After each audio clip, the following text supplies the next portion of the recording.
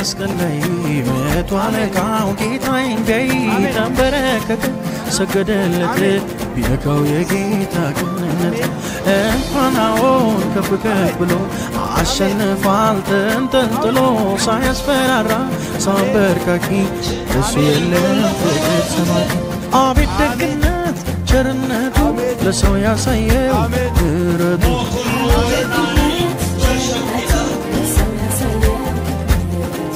አቤት ደግነት ቸርነቱ ለሰው ያሳየው ምሕረቱ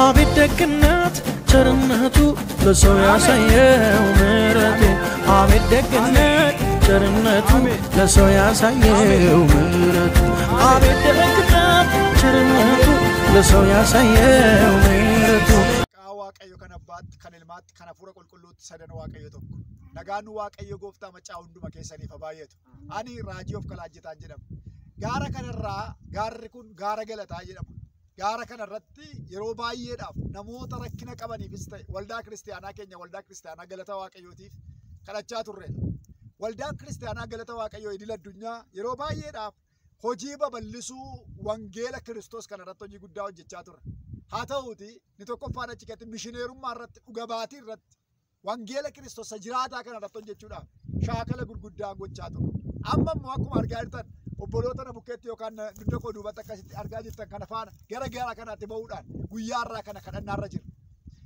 waaqayyoon kan kadhannu waa'ee biyya keenyaa waaqayyoon kadhannu waa'ee saba keenyaa waaqayyoon kadhannu itti fufee guyyaa ayyaana galataa hundeeffamuu waldaa kiristaanaa galata waaqayyoo waggaa tokkoffaa isheetii maskaram yookaan fulbaana 28 hanga 30tti kan jiru keessatti yeroo dhuga ba'umsaa qabnu yeroo lallaba wangeelaa qabnu yeroo bakka irra deemnee mishineerummaa hojjennu qabnu kanaaf waaqayyoon kadhachuudhaaf gara gaaraatti baanee jirra akkuma kana isinis bakka jiraattanii hojii kana nu wajjin hojjechuu hin dandeessu fakkeenyaaf wangeela dhugaa ba'uu keessatti tiriktii bituudhaan tiraaktiin garaa garaa bitamee nu bira ga'uudhaan akka bitamu gochuun saba keenya bukkee dhaabbachuudhaan humna keessaniin dafqa keessaniin qabeenyaa keessaniin yaada keessaniin nu wajjin hojii wangeelaa hojjechuu ni dandeessu haa ta'u garuu daqiiqaa muraasa isinii kadhachuun barbaada waaqayyoon isa kanuu kadhattan barbaada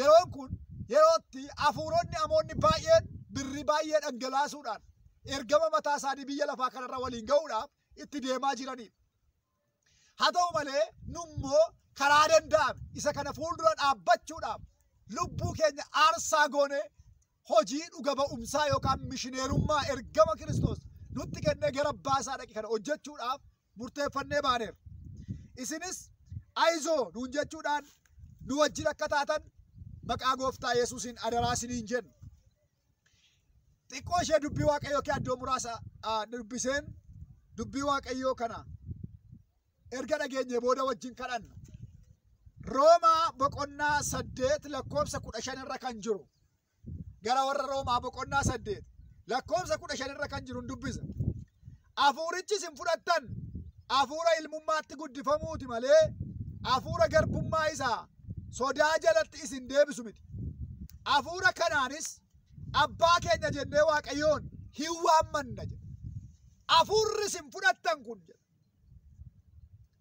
hafuura ilmummaatti guddifamuuti malee hafuura garbummaa isa sodaa jalatti isin deebisu miti jedha hafuurri waaqayyoo inni hin fudhanne kun hafuura ilmummaatti guddifamuuti malee hafuura garbummaa sodaa jalatti nu deebisu miti garbummaan sodaa wanjoon abaarsi sodaan biyya lafaa karaa Kiristoos nurraa cabeera nurraa waraanameera kanaaf wangeela sa'aatii barbaannetti dhugaa ba'uu dandeenya bakkee kana keessatti baanee dhugaa ba'uu kan dandeenyu caakkaa guddaa kanatti baanee dhugaa ba'uu kan dandeenyu garbummaa sodaatu nurraa cabe maaliin Kiristoosiin maaliin hafuura qulqulluudhaan karaa kanaaf hafuurri nu hin fudhanne kun hafuura ilmummaatti guddifamuuti malee hafuura isa sodaa jalatti isin deebisu miti nuun jedha kanaaf hafuura kanaan nuyi waaqayyoon abbaa jennee waammachuu dandeenya hafuura kanaan nuyi Kiristoosiin abbaa jennee waammachuu dandeenya kanaaf waaqayyo har'a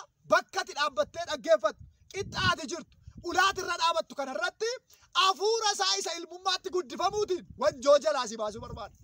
Salphina sirraa cabsuu barbaada. Hidhaa sirraa hiikuu barbaada. Du'a jireenya kee irraa kaasuu barbaada. Har'a yeroo kun yeroo keeti. Yeroo waaqayyotti jireenya kee lafaa kaasu. Yeroo waaqayyotti abaarsa jalaa si baasu. Yeroo waaqayyotti hudhaa morma kee irraa siikutu. Yeroo waaqayyotti joonja'ummaa jireenya kee irraa diiguudha. Maqaan waaqayyoo bara baraan eebbifamu. Hin kadhanna. Hin kadhanna. Maqaa waaqayyoo kan abbaat, maqaa waaqayyoo kan ilmaat, maqaa waaqayyoo hafuura qulqulluut, galanni ulfinni guddaan waaqaaf lafarratti siif haa ta'u. Yaa abbaa galanni siif haa ta'u. Ammas hin kadhadhaa maqaa gooftaa Yesuus Kiristoosiin sa'aatii kana hidhaan saba kanaa kan hiikame haa ta'u. Hidhaan isaanii haa hiikamu. Biyya adda addaa ta'anii nu dhagahaa kan jiran, iddoo garaa garaa ta'anii nu dhaggeeffachaa kan jiran, sagaleen kun lafa dhaga'ame hundumaatti abaarsi, wanjoon, garbummaan, hidhaan irraa kan cabe haa ta'u. Irraa kan cabe haa ta'u. Hafuurri du'aa haa waraanamu. Dhukkubfachaa kan jiran haa fayyan. Kaanserii irraa, HIV irraa, koronaa irraa, dhukkuba sammuu irraa, maraatummaa irraa, naafummaa irraa, goophummaa irraa, dhukkuba dhiibbaa dhiigaa irraa, dhukkuba arraba nama xaxu, dhukkuba dhaqna namaa paralaayisdi godhu irraa kan fayyan haa ta'an. Fayyaa. Maqaa Yesuusiin fayyaa. Maqaa Yesuusiin fayyaa. Maqaa Yesuusiin fayyaa. Maqaa Yesuusiin fayyaa. Maqaa waaqayyootiin fayyaa. Kiristoos nagaa keenya. Inni keenyan diinummaa isa gidduu jiru diigee Yihuudotaa warra Yihuudoota hin ta'in lamaanuu tokko godhe jedhamee caafamee jira. Har'a nagaa keenya isa ta'e karaa Kiristoos fayyinni mana keessa naa galu. Fayyinni mana keessa naa galu. Fayyinni mana keessa naa galu. Jireenyi keessan fayyummaadhaan kan eebbifame haa ta'u. Ol galaa gadi baataa akka eebbifama. Haleluuyaa. Waaqayyo isin haa eebbisu. Barri keessan, guyyaan keessan, yeroon keessan haa eebbifamu. Maqaa gooftaa Yesuusiin. Ameen. Jabaadhaa. Waaqni waaqaa nu gargaara. Karaa peejii keenya, karaa feesbuukii waldaa kiristaanaa galata waaqayyoo. Karaa peejii waldaa kiristaanaa galata waaqayyoo. Karaa yuutuubii gaawaa TV channels worldwide jedhuun nu argachuu dandeessu. Kanaaf gooftaan sinaa eebbisu, eebbifamaa. Gooftaan bara keessan guyyaa keessan haa eebbisu, eebbifamaa.